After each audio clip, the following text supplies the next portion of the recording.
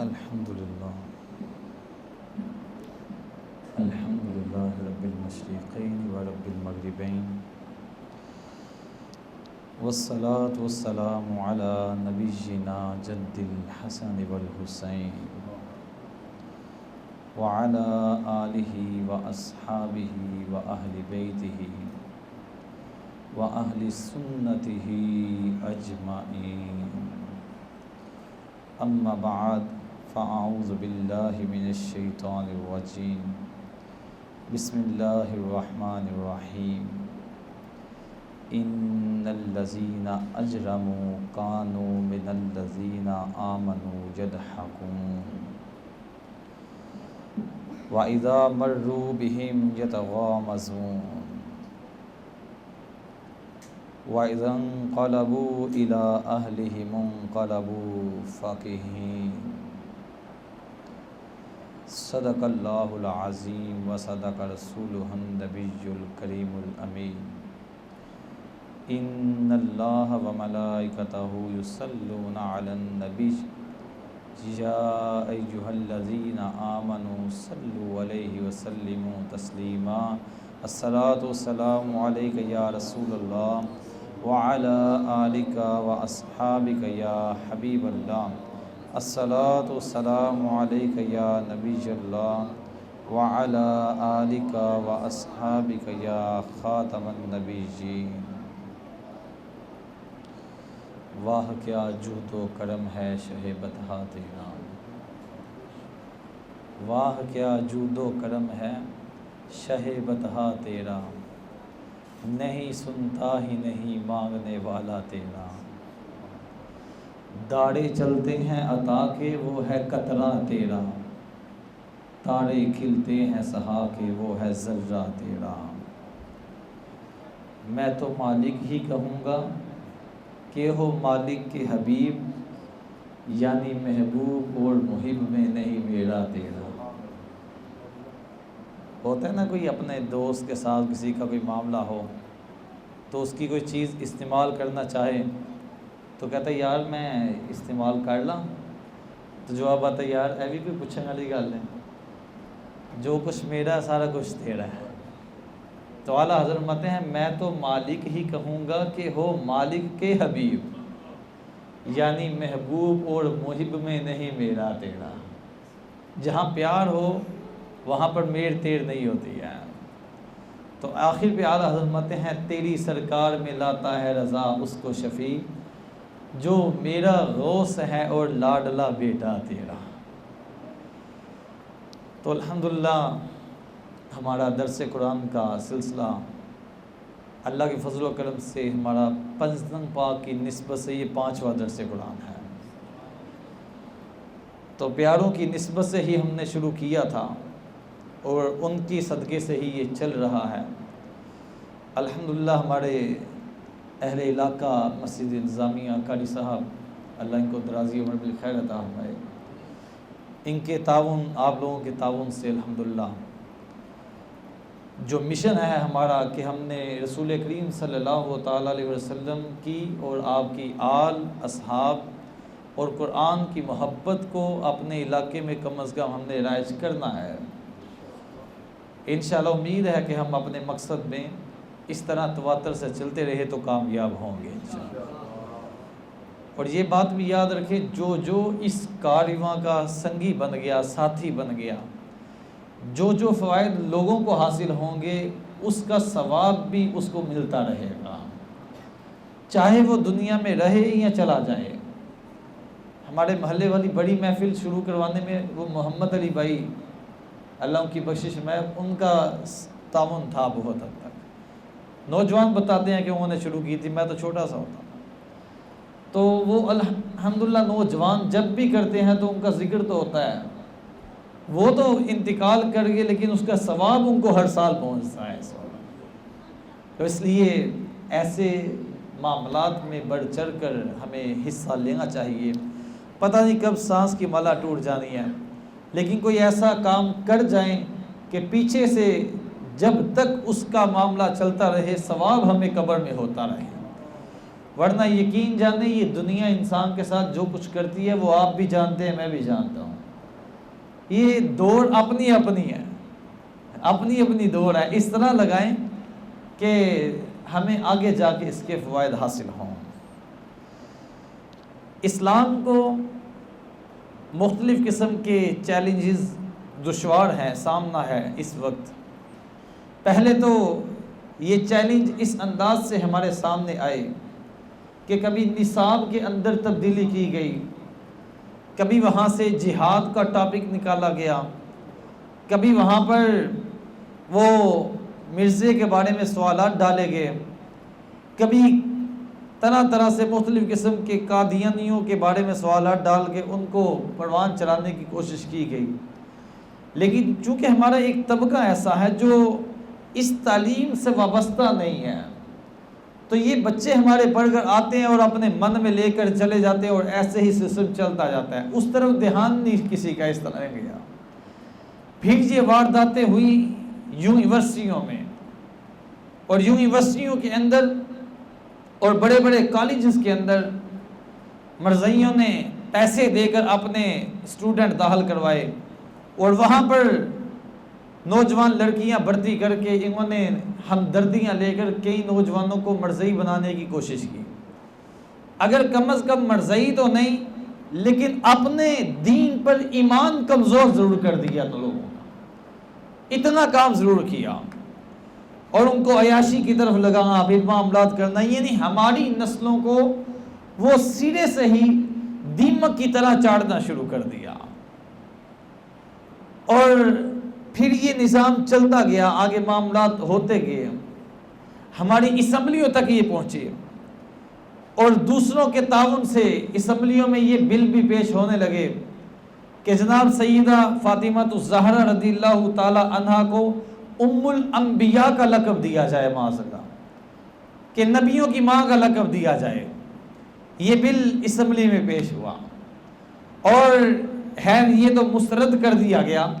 لیکن جرت کس نے دی اتنی کہ تم سیدہ پاک کو رسول کریم صلی اللہ تعالی وسلم کی بیٹی ہیں، امام حسن امام حسین کی والدہ محترمہ ہیں، مولا کائنات کی زوجہ محترمہ ہیں، تم ان کو نبیوں کی ماں کہہ رہے ہو. تم نبی کس کو ٹھہرا رہے ہو نیچے؟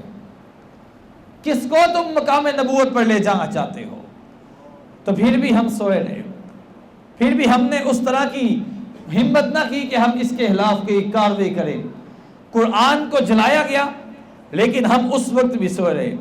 قرآن کو سور کے منہ میں ڈال کر ویڈیو بنا کر ہم تک بھیجا گیا، پھر بھی مسلمان جو ہے اس طرح کی کارروائی نہ کر سکا. غلاظت والی جگہ پر قرآن کو ڈال کر ویڈیوز بھیجی گئی لیکن پھر بھی نہ بولے. اب مزید کام آگے پہنچ چکا ہے. میں کہتا ہوں اعلیٰ حضرت آپ کی عظمت کو سلام ہے. 100 سال سے بھی زیادہ وقت ہوا، آپ نے اس وقت تاریخ کو دیکھا اور فرما دیا تھا سونا جنگل رات اندھیری، چھائی بدلی کالی ہے، اور سونے والوں جاگتے رہیو چوروں کی رکھوالی ہے. آپ نے اس وقت فرما دیا تھا. اب مزید جسارت کیا ہوئی. معاملہ اب چینی مہنگی ہونے تک نہیں رہ گیا جناب، معاملہ اب پیٹرول مہنگا ہونے تک نہیں رہ گیا، اور ہم لوگ اس وقت چیختے ہیں جب ڈیزل کی قیمت بڑھ جائے، ہم لوگ اس وقت چیختے ہیں جب پیٹرول کی قیمت بڑھ جائے، جب ڈالر اوپر چلا جائے. باہر والے خوش ہوتے ہیں، ایتھے والے رول جاندے ہیں، کہتے ہیں ڈالر مہنگا ہو گیا ہے. پہلے 100 بھیجتے ہیں، اتنے جا کے 1,70,60 ہو جاتا سی، ان جرا کا پنگا 1,70,000 ہو جائے گا. وہ یہ سوچ رہے ہوتے ہیں. لیکن ہم لوگوں نے اتنے ظلم برداشت کر لیے.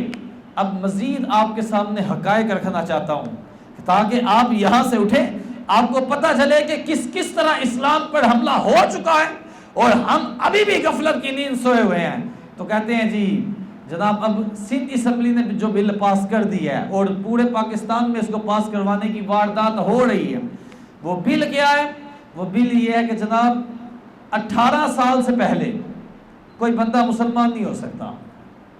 اگر کوئی کافر ہے تو 18 سال سے پہلے اگر وہ مسلمان ہونا چاہے تو کاغذی طور پر وہ مسلمان نہیں ہو سکتا. یہ پاکستان کے آئین میں یہ چیز قانون میں شامل کرنے کی وارداتیں ہو رہی ہیں. مجھے بتائیں یہ ملک ہم نے کافروں کو مسلمان ہونے سے روکنے کے لیے لیا تھا؟ اتنی جانیں ہم نے کس لیے دی تھی؟ اتنی قربانیاں کیوں دی تھی؟ ہمارے مہاجرین سے پوچھیں کہ آپ سب کچھ چھوڑ چھاڑ کر اس وطن کے لیے کیوں آگے تھے جناب؟ وہ ایک ہی بات کہیں گے جناب، لا الہ الا اللہ کی بنا پر لیا تھا، تاکہ اس ملک میں کلمے کو فروغ ہو، اس ملک میں ہم رسول اللہ کی شریعت کو نافذ کر سکے، اس ملک میں ہم رسول کریم صلی اللہ علیہ وسلم کی شریعت پر عمل کر سکے۔ میں کہتا ہوں شریعت نے کبھی یہ نہیں کہا کہ کوئی مسلمان ہونا چاہے تو اسے روک دو۔ ایک تو یہ معاملہ ہوا کہ 18 سال سے پہلے کلمہ نہیں پڑھ سکتا مسلمان، اگر مسلمان ہو بھی گیا تو قانونی طور پر کاغذوں میں وہ کافر ہی لکھا جائے گا جناب، قانونی طور پر۔ میں کہتا ہوں جن کو ہم نے اسمبلیوں میں لے جا کر جگہ دی ہے نا، اب وقت ہے کہ ان کے دروازے کھٹکھٹائے جائیں، ان سے کہا جائے جناب ہم نے تمہارے وعدوں پر اور غریب کو روٹی ملنے کے نام پر اور بڑے بڑے چوروں سے جان چھڑانے کے لیے ہم نے تم کو حکمرانیاں دی تھی، اب بات جو ہے ڈکیتی جو ہے وہ رسول اللہ کے دین پر ہو رہی ہے، اب دیکھ لو ہم نے تمہیں ووٹ ہی دیا تھا، ہم نے تجھے ایمان نہیں دیا تھا۔ اب تم نے اگر اسمبلیوں میں یہ بل پاس ہوتا دیکھا اور گونگے شیطان بن کر بیٹھے رہے تو رب کعبہ قسم ہم قیامت والے دن تمہارا گرے بال پکڑیں گے، اور یہ جرم میں وہ لوگ بھی برابر کے شامل ہوں گے جنہوں نے وہاں پہنچانے تک بڑے بگڑے ڈالے تھے، وہ بھی شامل ہوں گے جناب۔ اب ایک بات تو یہ ہو گئی کہ 18 سال سے پہلے وہ کاغذی طور پر مسلمان نہیں ہو سکتا، اس کو قانون مسلمان نہیں قرار دے گا کیونکہ وہ کافر کے گھر میں پیدا ہوا ہے، یہ اس کا قصور ہے کہ وہ کافر کے گھر میں پیدا ہوا ہے۔ اور اگلی بات وہ اس کا ماں باپ مسلمان ہو جائے لیکن وہ بچہ جو ہے 18 سال تک پینڈنگ رہے گا، اس کو 18 سال تک مسلمان نہیں ہو سکتا۔ مجھے بتائے کائنات کی ایک عظیم ترین شخصیت جن کو ہم مولا کائنات مولا مشکل کشا کہتے ہیں، شیر خدا اسلام میں داخل ہوئے تو عمر بچپن کی تھی، حضرت ابو محذورہ رضی اللہ تعالیٰ عنہ مؤذن رسول جو مکہ میں تھے، مدینے میں مؤذن رسول حضرت بلال رضی اللہ تعالیٰ عنہ، مکہ میں مؤذن رسول حضرت ابو محذورہ رضی اللہ تعالیٰ عنہ۔ حضور علیہ السلام جنگ حنین کے لیے جا رہے ہیں، راستے میں ایک مقام پر نماز کا وقت ہوتا ہے، حضرت ابو محذورہ رضی اللہ تعالیٰ عنہ بچپن کی عمر ہے اور چھوٹی سی عمر ہے، آپ نے اپنے دوستوں کے ساتھ وہاں پر پڑاؤ ڈالا ہوا تھا یا کھیلنے کے لیے باہر نکلے ہوئے تھے۔ آپ بیان کرتے ہیں، کہتے ہیں میں اپنے اسلام لانے کا واقعہ بیان کرتا ہوں، آپ کی آواز بڑی سونی تھی، آپ نے مؤذن کو آواز دی، کہا مؤذن اذان پڑھے ابھی نماز ہوگی۔ اب جب مؤذن اذان پڑھنے لگا تو آپ کو پتہ ہے بچوں کی عادت ہوتی ہے نقل اتارتے ہیں، تو حضرت ابو محذورہ رضی اللہ تعالیٰ عنہ کہتے ہیں میں نے بھی مؤذن کی نقل اتارنا شروع کر دی۔ ہے یہ کافر کے گھر پیدا ہوئے تھے لیکن اسلام کے بارے میں نفرت تھی، آپ کہتے ہیں میں نے نقل اتارنا شروع کی۔ میں نے قربان جائیے، یہاں تو اچھوں کی نقل اتارے، یہ اچھے اسے بھی قبول کر لیتے ہیں، اسے بھی کہتے ہیں آ جاؤ کہ تیرے دامن سے جو لپٹا یہ گانا ہو گیا، جس کے حضور ہو گئے اس کا زمانہ ہو گیا۔ جو حضور کے در سے لگ جائے اس کے لیے کرم بلائے کرم ہوتا ہے۔ اب حضرت ابو محذورہ رضی اللہ تعالیٰ عنہ آپ کہتے ہیں میں نے نقل اتارنا شروع کر دی کہ جیسے مؤذن جو ہے اذان پڑھتا ہے میں نے بھی پیچھے پیچھے نقل اتارنا شروع کر دی۔ حضور کو جب خبر ہوئی حضور نے فرمایا کہ ان سارے بچوں کو میرے پاس لے آؤ، یہ رحمت للعالمین ہے، یہ ڈانٹا نہیں کرتے تھے، یہ جھڑکیاں نہیں دیا کرتے تھے، یہ مارا نہیں کرتے تھے، شفقت دیکھے میرے نبی کی کیسی ہے، میرے حضور کا انداز محبت کیسا ہے۔ آپ نے سب کو بٹھا لیا، پوچھا تم میں سے کون نقل اتار رہا تھا؟ تو سب نے، حضرت محذورہ کہتے ہیں سب نے میری طرف اشارہ کر دیا۔ ہوتا ہے نا بچے شرارت کرنے کے بعد کہنا ہی ٹوٹے جو وہ کہتے ہیں جی اے نہ سی، وہ ایک دوسرے کے نام۔ حضرت ابو محذورہ کہتے ہیں میری قسمت کا ستارہ چمک اٹھا، حضور کی نگاہ لطف و کرم مجھ پر بڑھ گئی۔ جب انہوں نے اشارہ میرے طرف کیا کہ شاید سزا ملے گی، کہا سزا کیا ملی کہ اس کے حضور علیہ السلام کی محبت کی سوگات ایسی ملی کہ رب کائنات نے مجھے کعبۃ اللہ کا وہ مؤذن بنا دیا اور مؤذن رسول بننے کا مجھے رب کائنات نے تمغہ عطا کر دیا۔ کہتے ہیں ہوا یہ کہ حضور نے جب دیکھا نا میری طرف اشارہ ہوا ہے تو حضور علیہ السلام نے دیکھا اچھا باقیوں کو حضور نے فرمایا جاؤ تم سارے چلے جاؤ۔ کہتے ہیں میں ایک لمحے کے لیے سوچا کہ لیب کا محراب ہو گیا، وہ حضور نے بولا سارے چلے جاؤ، میں اکیلا رہ گیا ہوں۔ تو کہتے ہیں اس وقت میرے دل میں حضور علیہ السلام سے بڑھ کر معاذ اللہ کوئی مبغوض شخصیت نہیں تھی، اور اسلام سے مکروہ مذہب کوئی نہیں تھا۔ کہتے ہیں پھر لوگوں نے مجھے کیا کہا، کہتے ہیں فرماتے ہیں حضور نے فرمایا چلو جیسے اذان کی نقل اتارے تھے نا، ادھر میرے سامنے کھڑے ہو کر پھر اذان پڑھو، فرمایا پھر اذان پڑھو۔ حضرت ابو موسیٰ کہتے ہیں مرتا کیا نہ کرتا، اب پکڑا گیا تھا، کہا اب پکڑا گیا تھا، زلف رسول کا اسیر بننے لگا تھا۔ حضور علیہ السلام نے جب کہا اذان پڑھو، حضرت ابو محذورہ کہتے ہیں میں نے اللہ اکبر کی صدا بلند کی، جیسے جیسے میں کلمات پڑھتا جا رہا تھا حضور کو دیکھتا جا رہا تھا، دل سے کفر کی پلیتی اترتی جا رہی تھی۔ میں نے اذان مکمل کی، حضور نے مجھے چاندی تحفے میں عطا کی۔ آپ نے فرمایا، آپ کہتے ہیں کہ جب حضور نے مجھے چاندی کا تحفہ عطا کیا، مجھ پر شفقت کی، میں نے حضور کا کلمہ پڑھا، میں اسلام میں داخل ہو گیا۔ اور پھر میں نے کہا حضور اگر اجازت دے تو مکے میں ہی نا یہ کام کرتا چلوں جا کر، حضور اگر اجازت دے تو مکے کی موزنی مجھے عطا کر دے۔ تو یہ ہیں بچپن میں اسلام قبول کرنے والے۔ میں کہتا ہوں حضور علیہ السلام نے جو ریاست بنائی تھی وہاں چھوٹے چھوٹے بچے اسلام قبول کر رہے ہیں اور کلمہ پڑھ رہے ہیں۔ اسی طرح حضور جانے جانا صلی اللہ تعالی وسلم، آپ علیہ السلام کے دربار میں ایک یہودی کا بچہ مدینے کی گلیوں سے نکلتا ہے، اپنے والدین کے لیے کوئی کام کاج کی چیز خریدنے نکلتا ہے۔ بچہ یہودی کا ہے، باپ یہودی ہے اور اسلام کا پکا دشمن ہے، رسول اللہ کا پکا دشمن ہے۔ وہ گھر سے بچہ نکلتا ہے، وہ جب مسجد نبوی شریف کے آگے سے گزرتا ہے، اس سے ممبر رسول پر دیکھا تو حضور کا چمکتا ہوا چہرہ نظر آیا۔ اس بچے کو حضور کا چہرہ بڑا پسند آ جاتا ہے، حضور سے محبت ہو جاتی ہے۔ اس بچے نے جب حضور سے اس کو پیار ہو گیا، حضور کا چہرہ دیکھا ہے، کوئی تبلیغ نہیں سنی ہے، کوئی واعظ و نصیحت نہیں سنی ہے، میرے حضور کے چہرے کی تاثیر ہی ایسی ہے۔ ہاں میرے آقا کریم صلی اللہ علیہ وسلم نے جب یہ روایت بیان فرمائی کہ جب بھی کوئی بندہ پیدا ہوتا ہے اس کے ساتھ ایک فرشتہ اور ایک شیطان بھی اللہ رب العزت پیدا کرتا ہے۔ فرشتہ ساری زندگی اس کو نیکی کا حکم دیتا ہے، نیکی کا مشورہ دیتا ہے، اور شیطان برائی کا مشورہ دیتا ہے۔ صحابہ نے پوچھ لیا حضور آپ کے ساتھ بھی پیدا ہوا تھا؟ فرمایا ہاں میرے ساتھ بھی ہوا تھا، لیکن اس نے جب میرا چہرہ دیکھا اسی وقت کلمہ پڑھ کے مسلمان ہو گیا تھا۔ تیرے دامن سے جو لپٹا یگانہ ہو گیا، جس کے حضور ہو گئے اس کا زمانہ ہو گیا۔ تو حضور علیہ السلام کا چہرہ دیکھا اس یہودی کے بچے نے، اب وہ ماں ہوتا کیا ہے، چہرہ دیکھا اور حضور کی محبت کا، وہ دیدار مصطفیٰ کا دل میں ایسا اثر ظاہر ہوا، گر جاتا ہے، بے چینی لگتی ہے کہ میں دوبارہ جا کر حضور کا چہرہ دیکھوں، میں دوبارہ جاؤں حضور کا دیدار کروں، حضور کی بارگاہ میں حاضر ہو جاؤں۔ کہا یہ حضور جانے جانا صلی اللہ علیہ وسلم کے دربار میں حاضر ہونے کے لیے کبھی گھر والوں سے پوچھتا ہے کوئی کام ہے تو دسو، کوئی کام ہے تو دسو کہا رہا۔ اصل بات تو کچھ اور تھی، گل میں کچھ اور ہے۔ بات یہ تھی کہ کام تمہارا کرنے جاؤں گا، بات میری بن جائے گی، دیدار حضور کا ہو جائے گا۔ اب گھر والے کوئی کام بھیجتے ہیں، دیکھ رہے ہیں کہ بچہ چند دنوں سے بڑا وفادار ہو گیا، آتے ہی کہتا ہے کوئی کام میں ہے دسو۔ کہا حضور کی نسبت جس میں ہو جائے اس کے اندر تو وفاداری ویسے ہی جھلکتی ہے۔ یہ بات یاد رکھ لے، قیامت تک کے لیے حضور کا کلمہ پڑھنے والا وفاداری حضور کا دعویٰ کرے اور بے ادب ہو جائے، کہا یہ حضور کا وفادار نہیں ہوا، اس نے اپنی روزی روٹی کا کام چلایا ہوا ہے۔ اس لیے میرے بھائیوں، جس کو حضور سے محبت ہو جائے اس کے اندر وفاداری کی صفت پیدا ہو جاتی ہے۔ وہ تو اتنی نسبت ہے نیکوں کی کہ کہا جنہوں نسبت پاکاں دی مل جائے اور جنتی ہے پاویں کتا ہوئے بیٹھا کوئی گار دے ہوئے تھے۔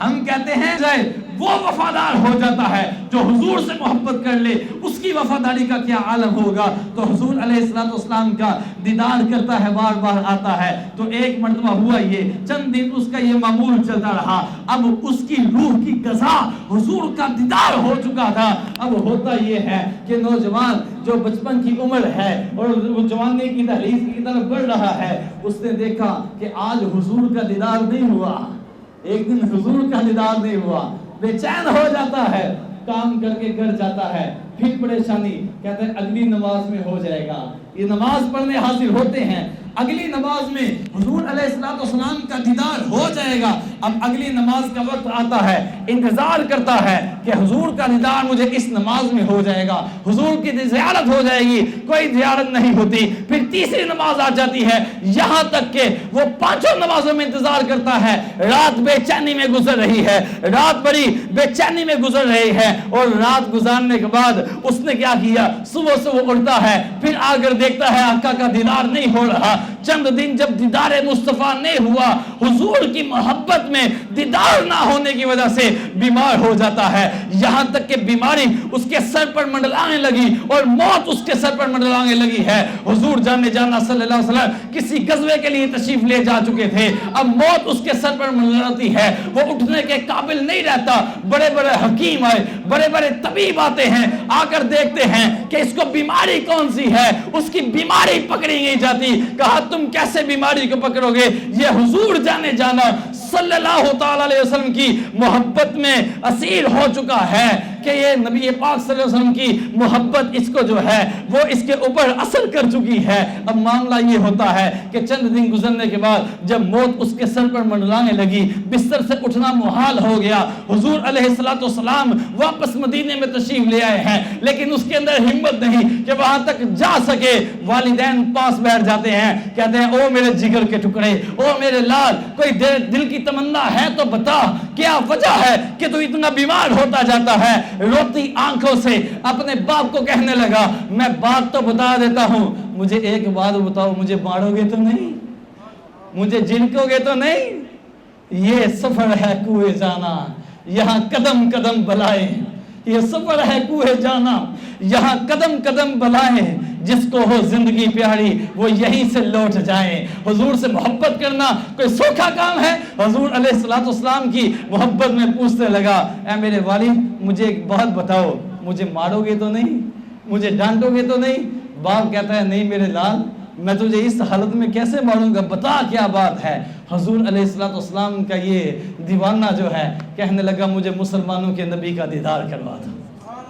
اب باپ کو غصہ تو آیا، چند لمحوں کے لیے اسے ضبط کیا اور اٹھ کر حضور علیہ السلام کے دربار میں چلا جاتا ہے، اور چلا جاتا ہے، جا کر سائل بن کر حضور کے دربار میں سوال عرض کر دیتا ہے کہ حضور میں منگتا آیا ہوں، خود تو میں آپ کو نہیں مانتا، لیکن میرا بیٹا آپ کی محبت کا اسیر ہو چکا ہے، اس کے سر پر موت منڈلا رہی ہے۔ کہا علماء لکھتے ہیں کہ اس طرف سے اس نوجوان کی آنکھیں جو ہیں وہ بند ہو رہی ہیں، ادھر سے حضور نے جب سنا اپنے صحابہ کو لے کر چل پڑتے ہیں، حضور علیہ السلام جب اس کے گھر پر پہنچتے ہیں تو ادھر سے ملک الموت آ جاتے ہیں، ادھر سے موت آ رہی ہے، ادھر سے حضور تشریف لے آئے، اس نے زبان حال سے کہا دو کریاں ٹھہر تقدیرے منو لگیاں توڑ نوالیں دے، خود جان حوالے کر دے سا اس جان دا مالک آلیں دے، خود جان حوالے کر دے سا اس جان دا مالک آلیں دے۔ حضور تشریف لائے، اس کے سرہانے کھڑے ہوئے، اس کو کہا آنکھیں کھولو دیکھ کون آیا ہے، دیکھ تیری پیاس بجھنے والی ہے۔ نوجوان نے جب حضور کی مبارک آواز کو سنا اپنی آنکھیں کھولی، حضور نے فرمایا کلمہ پڑھ لے، قل لا الہ الا اللہ، اس کو اسی وقت کلمہ پڑھایا۔ پتا چلا حضور علیہ السلام یہودی کے گھر میں جا کر بھی کلمہ پڑھنے والے ایک بچے کو حضور علیہ السلام نے یہ نہیں فرمایا کہ قوانین کے خلاف ہو جائے گا، کہا شریعت کا قانون یہ ہے کہ جب کوئی کلمہ پڑھنا چاہے اسے اسی وقت کلمہ پڑھایا جائے، اسی وقت اسے کلمہ پڑھایا جائے۔ حضور نے فرمایا قل لا الہ الا اللہ، اس نے اسی وقت کلمہ پڑھا، حضور کا دیدار کرتا جاتا ہے، ساتھ جان نکل جاتی ہے۔ میں کہتا ہوں قربان جائے ایسی صحابیت پر بھی، کیا بات ہے، قربان جائے ایسی صحابیت پر بھی کہ ایک لمحے کے لیے حضور کا دیدار اور حالت ایمان میں رہے۔ کہا یہ بھی وہ صحابی ہے جن کا ہم نعرہ لگاتے ہیں، ہر صحابی نبی، ہر صحابی نبی، یہ بھی وہ صحابی ہیں۔ تو حضور علیہ السلام نے بچوں کو کبھی یہ نہیں کہا کہ جاؤ پہلے کار دیں پوچھ کے آ جاؤ، جاؤ پہلے پوچھ کے آ جاؤ۔ یہاں پر معاملہ ہی الٹ ہو گیا، گنگا الٹی چل پڑی کہ بچہ 18 سال سے پہلے اگر کلمہ پڑھنے کے لیے آ جاتا ہے، کہا نہیں پتر تو 18 سال پورے کر کے آ، تو مجھے ایک بات بتائیں، شریعت تو کہتی ہے 14 سال میں بچہ بالغ ہو جاتا ہے، تو بالغ ہونے کے بعد اس کا معاملہ کلمہ نہیں اسے پڑھایا جا رہا، اور اس کلمہ پڑھنے کے لیے بلوغت بھی شرط نہیں ہے، یہ بات بھی یاد رکھیے، بالغ ہونا بھی شرط نہیں ہے کلمہ پڑھنے کے لیے، کلمہ پڑھانا ہے۔ تو حضور ہمارے یہاں پر قانون کیا پیش کیے جا رہے ہیں جناب، 18 سال تک اسے کہا جائے گا تو پینڈنگ لگ جا، تو سائڈ پر ہو جا، تیری 18 سال ہوئے گی تو پھر، تو اگر سوال یہ ہے 18 سال سے پہلے وہ مر گیا تو کون ذمہ دار ہے؟ کون ذمہ دار ہے اس کی کفر کا؟ کس کا وہ گریبان پکڑے گا قیامت والے دن؟ وہ رب کائنات کے دربار میں کس کو مجرم ٹھہرائے گا؟ یہ مت سمجھے کہ جو کرسیوں پر بیٹھے ہیں بس وہ مجرم ہوگے، جنہوں نے کرسیوں پر بٹھایا ہے وہ بھی برابر کے مجرم ہوگے، اس وقت وہ بھی مجرم ہوں گے برابر کے۔ اور اگلی بات، اگر تو 18 سال سے زیادہ عمر کا کوئی بندہ کلمہ پڑھنے آ جاتا ہے، اب یہ اعلیٰ حضرت کا مہینہ ہے، خصوصی طور پر داتا علی حجویری کا مہینہ ہے، میں آپ کو ان کی نسبت سے بات بتاؤں گا۔ اب 18 سال سے زیادہ کا بندہ کلمہ پڑھنے آ گیا، کہا جاتا ہے جناب بل میں یہ ہوگا کہ 18 سال تو زیادہ رہنا، پھر وہ مقدمہ دائر کرے گا پہلے۔ اچھا جی بیچارے سے پلے پیسہ کوئی نہ ہے، مقدمہ کرنا سے پھر کی کرے گا؟ کیا ملحدین نے اسلام کو کیا پیسوں کو آتا ہے؟ کیا یہ پیسوں سے خریدا جاتا ہے اسلام؟ اگر پیسوں سے لینا ہوتا تو پھر بلال حبشی کلمہ نہ پڑھتے، اگر پیسوں سے خریدنا ہوتا تو بڑے بڑے غلام جو ہیں وہ اسلام میں داخل نہ ہوتے۔ یہ اسلام ہے، اس میں آنے کے لیے کسی پیسے کی کسی وکیل کی ضرورت نہیں ہے، بلکہ محمد عربی کی شریعت کی ضرورت ہے، حضور علیہ السلام کی محبت چاہیے ہے بس۔ تو کہا وہ جا کر مقدمہ دائر کرے گا، وکیل کو کہے گا جناب وکیل صاحب میں مسلمان ہونا چاہتا ہوں، تو وکیل اگر مسلمان ہوا، وکیل آگے اگر مسلمان ہوا، اب میں آپ کو مسئلہ بتانے لگا ہوں، بالفرض یہ ہمارے نوجوان ہیں، ان کے پاس کوئی بندہ آ جاتا ہے، اگر کہتا ہے یار مجھے کلمہ پڑھا دو میں مسلمان ہونا چاہتا ہوں، یہ مسئلہ یاد رکھیے گا، اور اگلا بندہ اسے یہ کہتا ہے جناب میں آپ کو قاری صاحب کے پاس لے جاتا ہوں، اور قاری صاحب کے آنے میں اسے 10 منٹ لگتے ہیں تقریباً، مثال کے طور پر، تو جس بندے نے اسے یہ کہا ہے نا میں تمہیں قاری صاحب کے پاس لے جاتا ہوں، ادھر جا کے کلمہ پڑھیں گے، فقہا نے فرمایا، اعلیٰ حضرت فرماتے ہیں اس پر بھی حکم کفر ہے کہ وہ 10 منٹ کے لیے اس کے کفر پر رہنے پر راضی ہوا، گویا کہ اس کو یہ گوارا کیسے ہوا کہ یہ 10 منٹ کا گیپ بھی اس کے حالت کفر میں آ جائے۔ فرمایا اگر اس 10 منٹ میں وہ مر گیا تو کون ذمہ دار ہوگا، کون مجرم ہوگا؟ کہا تم عالم ہو یا نہیں ہو، رسول اللہ کے غلام ہو، تمہیں اسی وقت اس پر کلمہ پڑھانا تم پر لازم ہو گیا۔ جب کسی نے آ کر کہا یہ باتیں بعد میں دیکھی جائیں گی کہ اس کی پٹیشن دائر کرنی ہے یا نہیں کرنی، اس کو ادھر لے کر جانا ہے نہیں کرنا، قانونی کارروائی کرنی ہے نہیں کرنا، سب سے پہلے رسول اللہ کا قانون ہے، سب سے پہلے شریعت کا قانون ہے، اور شریعت کا قانون یہ ہے اگر کوئی بندہ آ کر آپ کو کہتا ہے جناب میں مسلمان ہونا چاہتا ہوں، میں اسی وقت اس سے کلمہ پڑھاؤ، تم پر فرض ہو چکا ہے، تم پر فرض ہے۔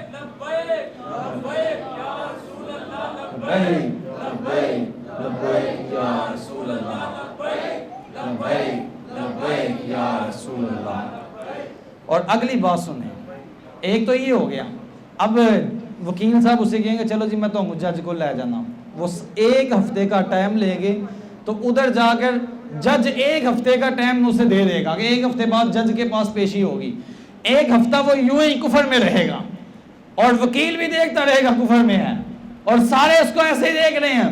جناب 1 ہفتے بعد جب جج کے سامنے پیش ہوگا، آپ کی آنکھیں کھول دینے والی بات ہوگا یہ کہ جج صاحب انہوں پوچھیں گے تو واقعی مسلمان ہونا چاہنا ہے؟ کیا ہم نے اپنی سیٹوں پر کافر جج بٹھائے ہوئے ہیں جن کو شک ہے اسلام پر؟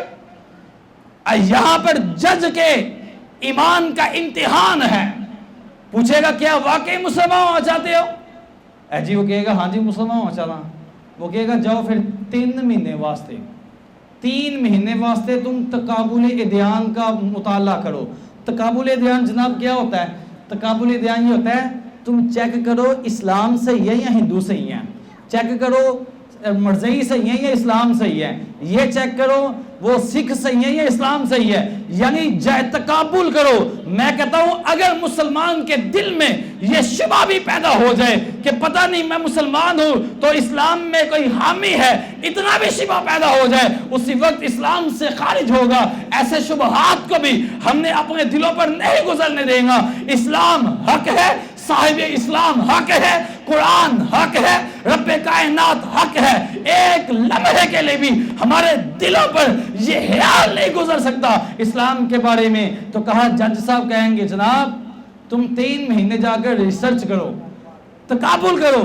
اچھا جج صاحب اگر یہ 3 مہینے میں مر گیا تو پھر کون ذمہ دار ہوگا اس کے کفر کا؟ کون ذمہ دار ہوگا؟ پھر اگلی بات 3 مہینے بعد وہ آئے گا آگے کہے گا جناب میں ریسرچ کی تھی، میں مسلمان ہی ہوں، بالفرض نے کیا مسلمان ہی ہوں۔ پھر پوچھا جائے گا تمہیں کوئی دباؤ تو نہیں ہے، کوئی پریشر تو نہیں تجھ پر؟ اگر تو اس نے کسی مولانا کا نام لے لیا تو مرزائی ہوش ہو جائیں گے اور کہیں گے چکو جی ایس مولوی نو۔ اب بتاؤ جناب ڈاکٹر آصف علی صاحب کے پاس کوئی مرزائی جا کر کہتا ہے میں مسلمان ہونا چاہتا ہوں، وہ باز آئیں گے کلمہ پڑھانے سے؟ قطعاً باز نہیں آئیں گے، اور اسی وقت کہیں گے کلمہ پڑھو مسلمان ہو جاؤ۔ تو بعد میں وہ کہے گا جی مجھے انہوں نے فورس کیا ہے یا ان کے نوجوانوں نے مجھے۔ سب سے پہلا حملہ جو عقائد اہل سنت کے محافظ علماء ہیں ان کی ذاتوں پر ہوگا۔ اور اگلی بات اگر اس نے کہا نہیں جی کوئی ایسا مسئلہ نہیں، پھر کیا جائے گا چلو ٹھیک ہے جی ہم تو اسی مسلمان ہوتا سرٹیفکیٹ دے دینے ہیں، اور اس پر آ کر مرزئی سازش کریں گے کیونکہ یہ کاروائی انہی کی ڈالی ہوئی ہے۔ سب سے زیادہ دکھ انہی کو ہی ہے کیونکہ کتنے چند سالوں سے جب سے تحریک ختم نبوت کو مزید پروان چڑھا ہے، جب سے ویل چیئر والے بابے نے وہ حضور سے فیض لے کر دنیا کو بانٹنا شروع کیا ہے، اس وقت سے مرزائیوں کو بھی سمجھ آ گئی ہے کہ نانا یہ باطل پر ہیں اور حق رسول اللہ کی ذات ہے، سچی رسول اللہ کی ذات ہے۔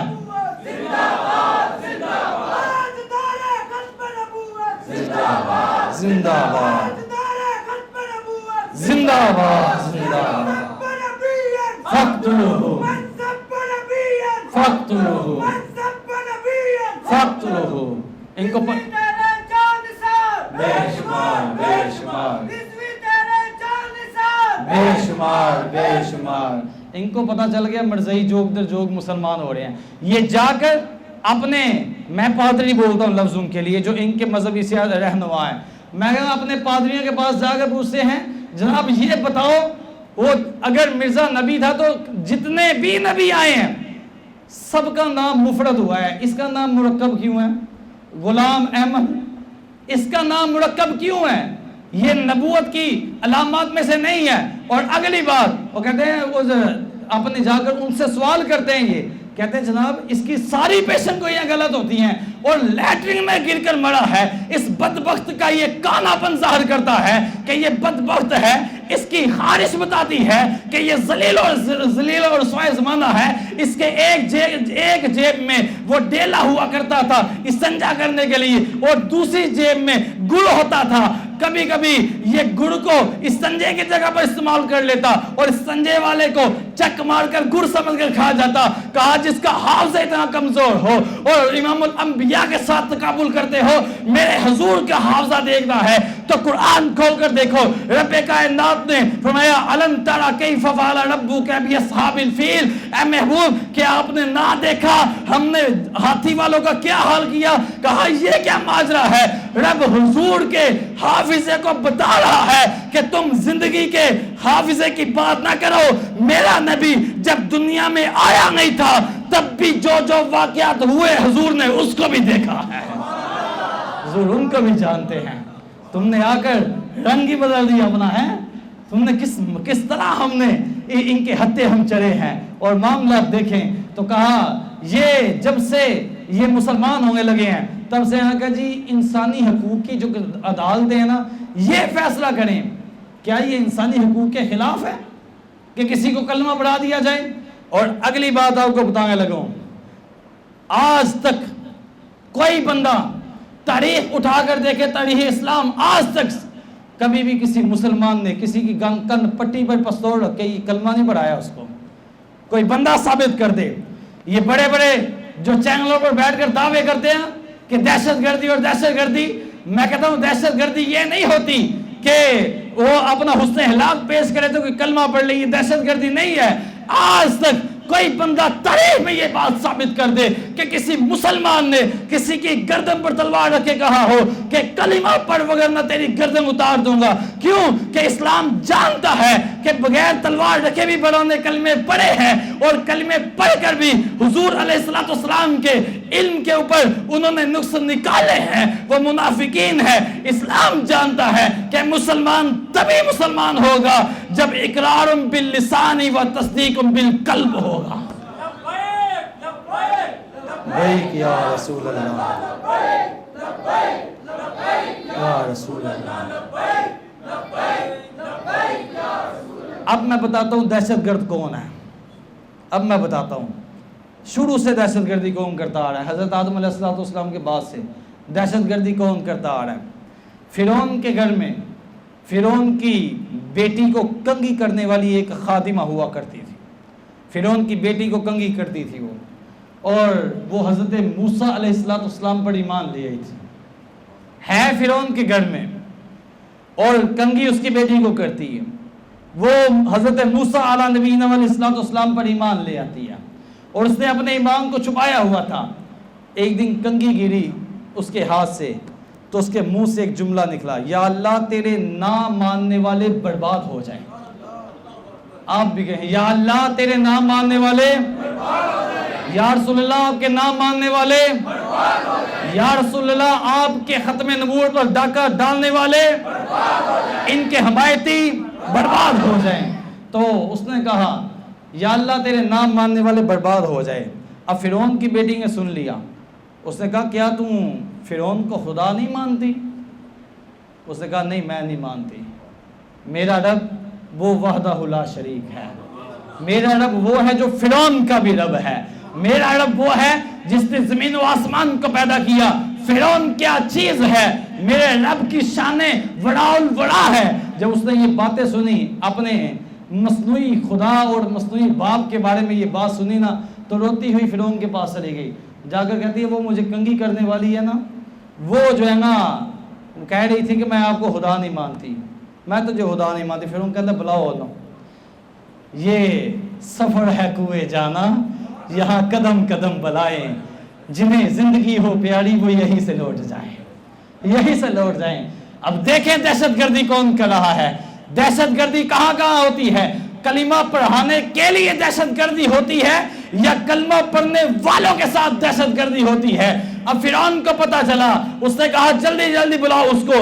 اب اس عورت کو بلایا اور بلا کر کہا تو کیا کہتی ہے، میں خدا نہیں ہوں۔ اس نے کہا اب امتحان کا وقت آ چکا ہے کہ یہ سفر ہے کوئے جانا، یہاں قدم قدم بلائیں، اب وقت آ گیا ہے، اب عشق کا امتحان آ چکا ہے۔ وہ سمجھ گئی اب محبت الہی کو چیک کیا جائے گا، اب رب سے محبت کو چیک کیا جائے گا، اس کے نبی کی تابعداری کو چیک کیا جائے گا۔ اس نے کیا کہا ہاں فرعون میں جانتی ہوں اور میں یہی کہتی ہوں کہ تو خدا نہیں، خدا وہ وحدہ لا شریک ہے، وہ خدا ہے، تیری کیا حیثیت ہے اس کے آگے؟ اب فرعون نے کہا اس کو سزا دوں گا، تجھے سزا دوں گا۔ کہتی ہے تو جو مرضی کر لے، یہ تو مجھے پہلے ہی پتا ہے کہ یہ سفر ہے کوئے جانا، اور جس کو ہو زندگی پیاری وہ یہاں سے لوٹ جائے۔ اور یہاں سے آگے بڑھنا ہے حضور کی محبت میں، دین کے لیے آگے بڑھنا ہے تو پھر مشکلات کو جھیلنا کا اپنے اندر حوصلہ پیدا کر لیں، وہ اپنے اندر صبر اور استقامت پیدا کر لیں۔ کہا کہ میں جانتی ہوں تو جو کرنا چاہتا ہے کر لے۔ فرعون نے کہا 4 چمیہا کھڑا کرو اس کے لیے۔ اس کو عورت کو لٹایا اور اس کے دونوں ہاتھوں میں اور دونوں پاؤں میں لوہے کی کیلیں ٹھوک دی گئی، لوہے کی کیلیں ٹھوکی گئی، اور فرعون نے اس کے اوپر سانپ اور بچھو چھوڑ دی گئے۔ یہ سفر ہے سوئے جانا، محبت رسول ایسی یہ چیز ہے، اور دین کے لیے چلنا ایسی بات ہے، ایسے ہی مل جاتے ہیں یہ منزلیں۔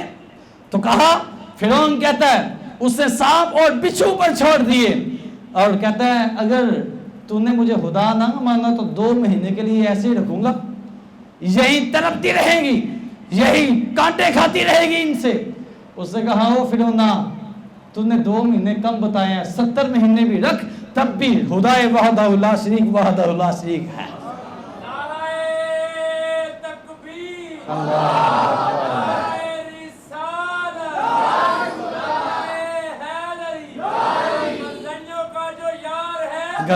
ہے گدار ہے گدار ہے گدار ہے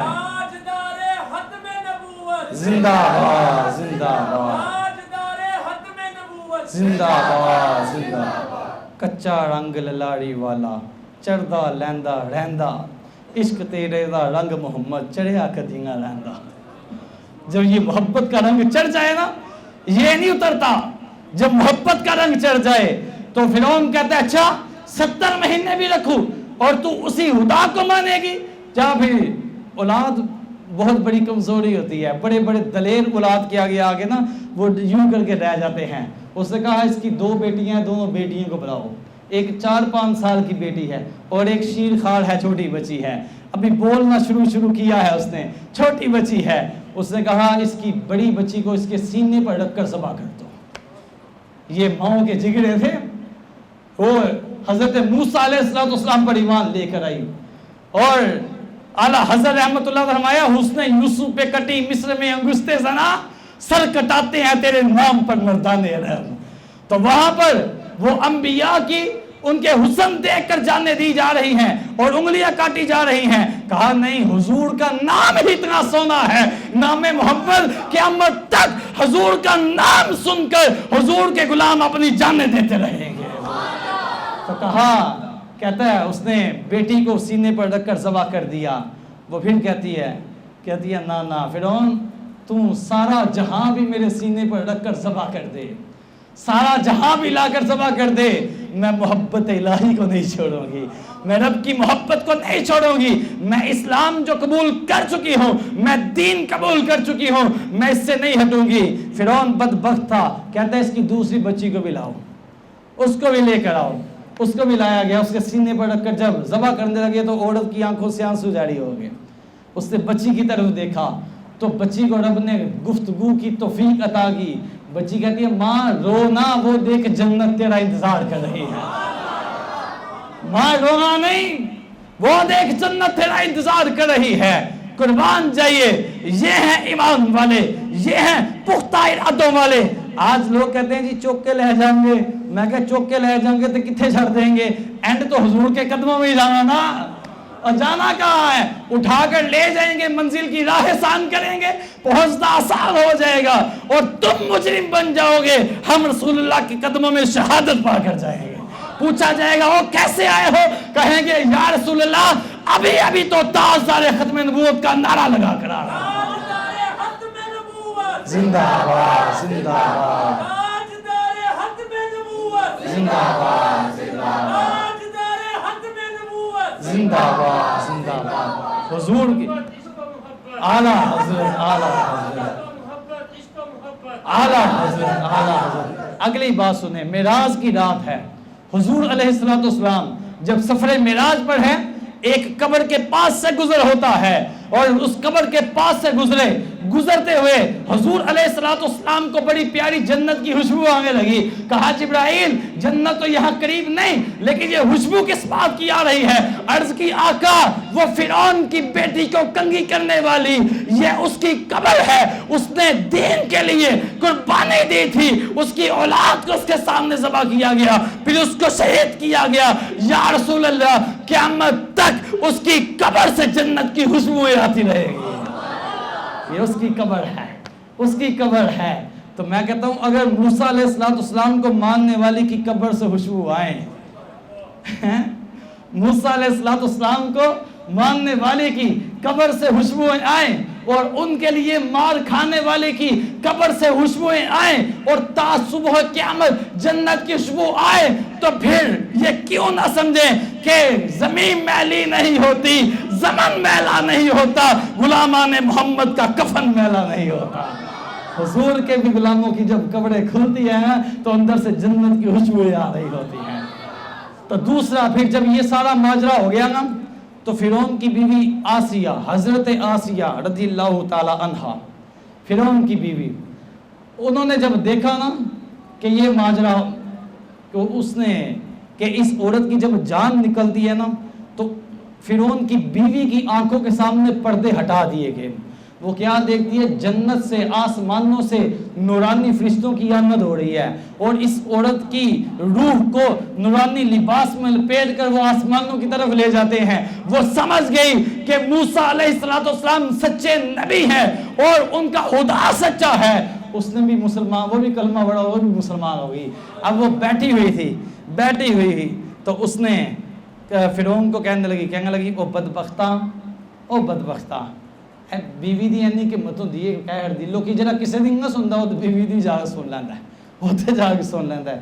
انہوں نے کیا مالی جنون کہتے ہیں یا شر الخلقی و اخبث الخلقی، اے محلوق چ بدترینہ اور وڈیا خبیثہ، بہت بڑے خبیث اور بدبخت، تم نے امتا الی ما شیطتا فقتلتھا، کہا تو انہوں جان بوجھ کے قتل کیتا ہے، جان بوجھ کے قتل کیتا تو. فرعون کو کہندا لگدا ہے تو ہی پاگل ہو گئی، تنوں بھی جنون ہو گیا. انہوں نے کہا مالی جنون، مجھے جنون کوئی نہیں ہوا.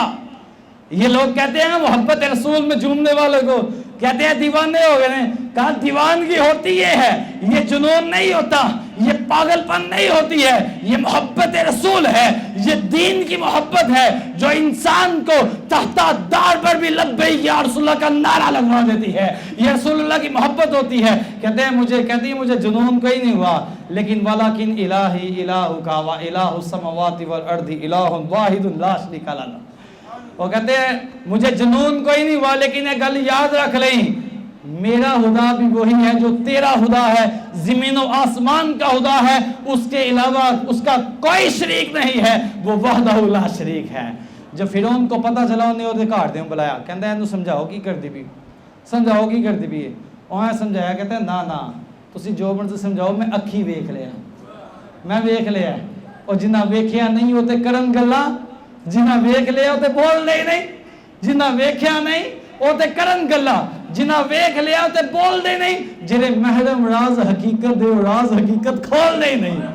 انہیں دیکھا ہوتا ہے، وہ جانتے ہیں کہ آگے یہ ہے سفر کوئے جانا، یہاں قدم قدم بلائے، جسے ہو زندگی پیاری وہ یہی سے لوٹ جائے. وہ جانتی تھی. اور اس نے بابا بلے شاہ نے بھی بڑی سونی بات کی، کہا عشق تے اگ دونوں ایک برابر.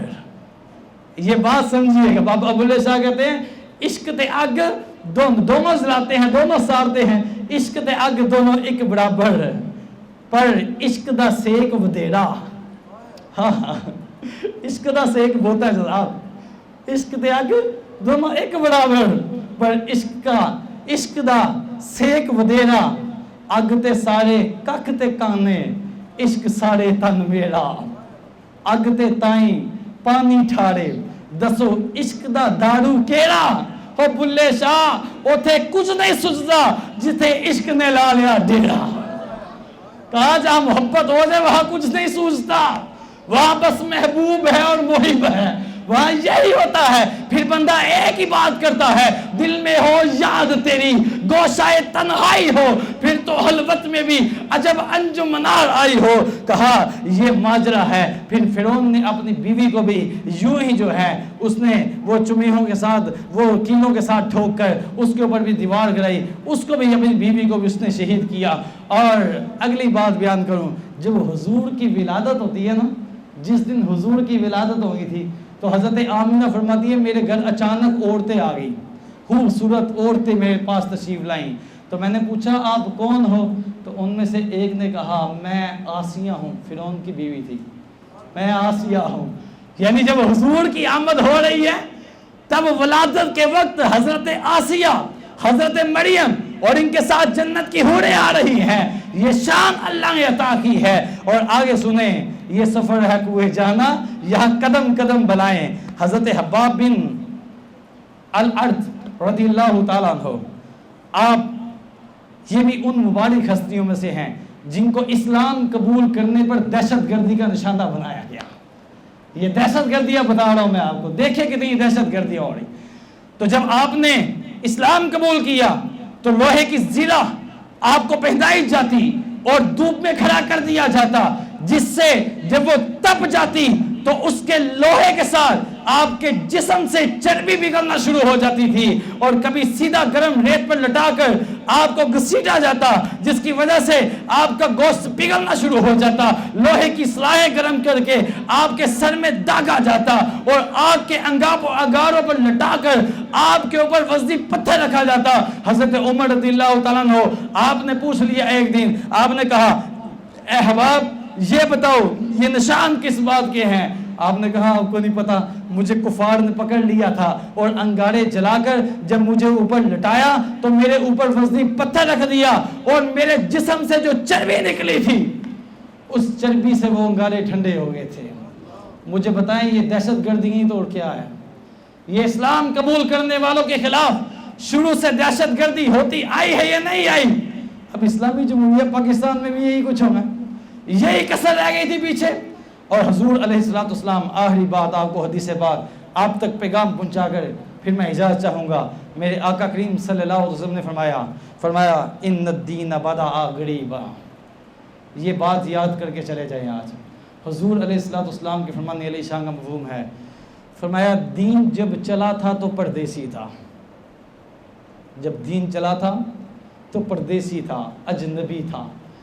ہمارے علاقے میں کوئی اجنبی آ جائے بجائے اس کو کھانا پانی دینے کے ہم اس کو مشکوک نگاہوں سے دیکھتے ہیں، بجائے اس کو گھر میں رات ٹھہرانے کے ہم کہتے ہیں نا حالات بڑے خراب نے اسی ہیں ٹکانا دینا، تو معاملہ یہ ہو جاتا ہے۔ پھر اس کہ نا وہ ایدنگل لگ گئے تو کم خراب ہو جائے، پتہ نہیں کتوں آیا، کون اجنبی ہے نا، پردیسی ہے۔ تو اسلام جب چلا تھا میرے حضور فرما رہے، ترمذی شریف کی حدیث پاک ہے، آپ نے فرمایا ان الدین بدأ غریبا، اور جب اسلام چلا تھا یہ اجنبی تھا، یہ پردیسی تھا، اسے کوئی ٹکانا نہیں دیتا تھا، جو کلمہ پڑھتا اسے مارا جاتا تھا، لوگ ڈرتے تھے اپنے گھر میں گھسانے سے، لوگ ڈر محسوس کرتے تھے۔ اور پھر کیا ہوا؟ پھر جب اسلام کو اللہ نے عروج عطا کیے ہے، اسلام کو بلندی عطا کی، پھر کیسر و کسرا کے دربار میں کھڑے ہو کر بھی مسلمانوں نے دین اسلام کی حقانیت کو بیان کیا۔ جنگ یرموک میں حضرت خالد بن ولید نے بھی کفار کے سامنے کھڑے ہو کر اسلام کی حقانیت کو بیان کیا، اور بیت المقدس کو فتح کر کے مسلمانوں نے اسلام کی حقانیت کو بیان کیا۔ میرے حضور نے فرمایا پھر کیا ہوا؟ پھر اسلام کو اللہ نے عزت اور عروج عطا کر دیا، اسلام اپنی آب و تاب پر چمکنے لگا، اسلام نے پوری دنیا پر بھی اپنا قبضہ جمایا، اور رب کائنات نے کفار پر اسلام کا رعب طاری کر دیا۔ پھر معاملہ کیا ہوا؟ حضور نے آگے فرمایا یہ حدیث وہ بندہ سن کر عمل کرے جس کو حضور کے علم غیب پر یقین ہے۔ ہاں صحیح کہہ رہا ہوں میں، جن میں تھے شاکے نا او دے واسطے نہیں، حضور کے علم غیب پر باتیں کرتے ہیں، شرم آنی چاہیے۔ ابھی بھی ان چکروں میں پڑے رہو گے، وہاں اتنے حملے ہو گئے، یہ کہتے ہیں جی جناب غیب ہوندا تے اے نہ ہو جاتا، اے نہ ہو جاتا۔ میں کہتا ہوں محبوبہ تے نکتہ چینی جڑا کرن نو باز نہیں آندا، اصل منافق جانی ہے اس نو جھوٹا پیار جتاندا۔ سانو دسیا عشق دے مفتی جڑا مڑ مڑ اے فرماندا، اعظم جتھے دل لگ جائے اوتھے اے وہ نظر نہیں آندا۔ ابھی بھی حضور کی ذات سے یا رسول اللہ، یا رسول اللہ، یا علی زندہ باد۔ فرمایا وَسَيَعُودُ كَمَا بَدَعَ، ان قریب یہ دین ادھر ہی لوٹ جائے گا جیسے یہ چلا تھا۔ مطلب کیا؟ اجنبی ہو جائے گا۔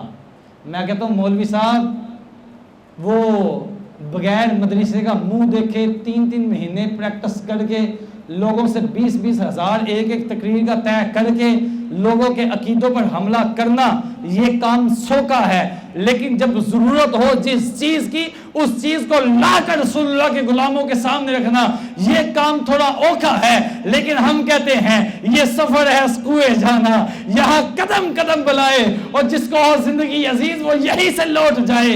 تو یہاں پر جو وقت ہے یہ حدیث بیان کرے علماء، ممبروں پر بیان کی جائے۔ حضور نے فرمایا وَسَيَعُودُ كَمَا بَدَعَ، جیسے یہ چلا تھا ویسے ہی دوبارہ ہو جائے جائے گا. مطلب کیا؟ اجنبی ہو جائے گا, پردیسی ہو جائے گا. پھر اسلام میں آنے والا بھی 1000 مرتبہ سوچے گا کہ آگے مشکلات اتنی ہے. پھر مسلمان کرنے والا بھی 1000 مرتبہ سوچے گا. مجھے بتائے اس سے بڑی اجنبیت اور کیا ہو سکتی ہے کہ مسلمان کا میلاد کے مہینے میں وہ کرتوت جو ہے 12 ربیع الاول سے آنے سے پہلے سفر کے مہینے سے ہی مراسیوں کو راضی کرنا شروع کر دیا جائے اور ان کے ساتھ ڈولک کی تاپ پر حضور کی ذات کو رنجیدہ کرنے کے لیے وہاں پر وہ میوزک چلایا جائے اور بینڈ باجے بجائے جائیں اور بڑی بڑی اثر و رسوخ والی شخصیات کو کہا جائے جناب احمدی دعوت تسی کر دو, جناب یہ آ رہے ہیں کنجر رسول اللہ صلی اللہ علیہ وسلم کی شریعت کی خلاف ورزی کرنے آ رہے ہیں, لہٰذا جناب آپ یہ حرام کام کر لے. میں نیک کام کبھی نہیں کہوں گا. یہ 12ویں کے دن میں ڈول بجائیں یا پھر 12ویں سے پہلے بجائیں, میرے امام کا فتویٰ ہے یہ قطعاً جائز نہیں ہو سکتے ہیں. تو اس لیے میرے بھائیوں خدا کا واسطہ ہے جو آگے یہ مراسم پونا شروع ہونے والا ہے یہ رسول اللہ کی شریعت نہیں ہے. میرے حضور فرما رہے ہیں سَيَعُودُ كَمَا بَدَأَ, جیسے یہ دین چلا تھا ویسے ہی پلٹ جائے گا. مولوی پاس سے گزرے تو اس کو آنکھیں دیکھتے ہیں اور ڈول زیادہ تیز بجاتے ہیں کہ مولوی صاحب کا تماشا دیکھے. میں کہتا ہوں یہ کام تو ابو جہل کیا کرتا تھا, یہ کام تو عتبہ شیبہ کیا کرتے تھے جو تم کر رہے ہو. اس لیے خدا کا واسطہ ہے حضور کی شریعت کو سمجھے, ان کو نہ پروموٹ کریں نہ ان کو دیکھنے کے لیے کھڑے ہو. کچھ نہیں ہوتا, میں نے کبھی نہیں دیکھا, میں مر نہیں گیا, میں ان کے ساتھ کھڑا نہیں ہوا. اللہ کا شکر ہے رسول اللہ نے اور اللہ رب کائنات نے سونی عزتیں عطا کی ہیں. اس لیے میرے بھائیو خدا کا واسطہ ہے یہ درس قرآن کرنے کا مطلب یہی ہے کہ ہمارے نوجوان ایسی ایکٹیویٹیز میں شامل نہ ہو. ہم نے 12ویں والے دن انشاءاللہ عز و جل لبیک یا رسول اللہ کا نعرہ لگاتے ہوئے میلاد جلوس میں شامل ہوئے.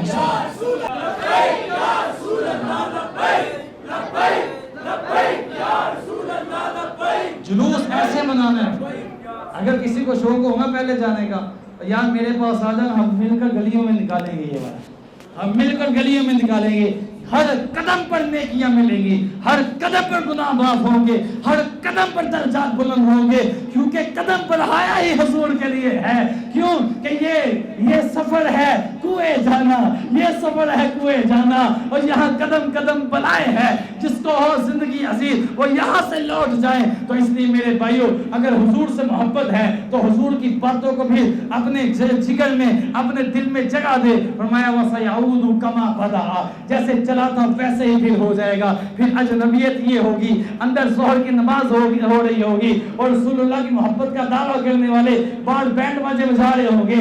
ان کو کہہ کر راستہ لینا پڑے گا کہ حضور کے غلام آ رہے ہیں. پتہ یہ فرق یہ ہو جائے گا, وہاں پر پتہ چل جانا ہے کہ حقیقت میں حضور کے غلام کون ہے, اور وہ جو ظاہر میں وہ بتاتے ہیں کہ ہم حضور کے غلام ہیں, یہ وہاں پر پتہ چلے گا. اس لیے آخری بات پھر آقا کریم صلی اللہ علیہ وسلم نے یہاں پر بات ختم نہیں کی. فرمایا ظاہری بات ہے جب اسلام اجنبی ہوگا پھر مشکلات بھی تو آئیں گی. پھر اس کو سینے لگانے والوں کو ستایا تو جائے گا, کسی کو 5-5-6 مہینے بلا جواز جیل میں ڈال دیا جائے گا, کسی کو معذور ہونے کے باوجود, کسی کا قتل نہ کرنے کے باوجود صرف رسول اللہ کی محبت کا نام لینے کی وجہ سے جیلوں میں ڈالا جائے گا, اور ان کے اوپر سردیوں میں ٹھنڈا پانی گرایا جائے گا, عمر کا بھی کوئی تقاضا نہیں کیا جائے گا. پھر کیا ہوگا؟ پھر جب اسلام اجنبی ہو جائے گا تو آل رسول سید سادوں کو بھی ہتھکڑیاں لگائی جائیں گی. پھر کیا ہوگا؟ پھر وہ بڑے بڑے جو علماء ہیں ان کو جیلوں میں ڈال کر کہا جائے گا